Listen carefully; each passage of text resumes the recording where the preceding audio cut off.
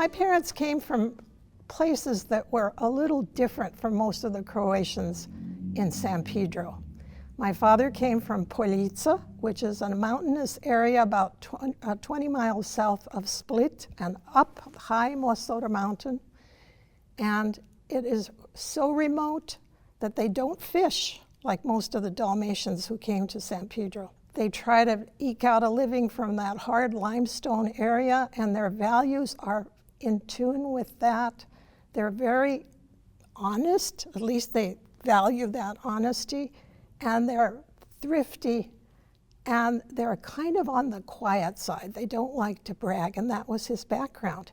He was number 15 of 15 children, and so he got all the benefits being that his two older brothers, Nick Perisich and Tony Perisich, Nicola and Ante, who came to the United States, decided to give a lot of money so that my father, Matt Perisich, could have an education.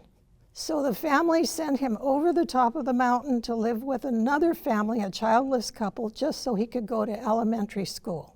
That's how precious education was. When it came time for high school, they sent him to Split. He went to a seminary high school. It was a classical high school where they studied ancient Greek and Latin. So very academic. He did so well in school that they said, you can go to university, and they sent him to Zagreb to study law. So that was my father's background. When he finished university, the brothers asked him, what would you like to do now? We can find a position for you at home. We can find something for you, or you can come to America. And my dad's famous words for years after he came to America were, if I could go see Hollywood, I could die. So that's what happened. He came here. My mother's family came from Lika. They were deep in the mountains where it's very cold and snowy. Their mountain was Velebit, and it was a whole different culture from my father's culture.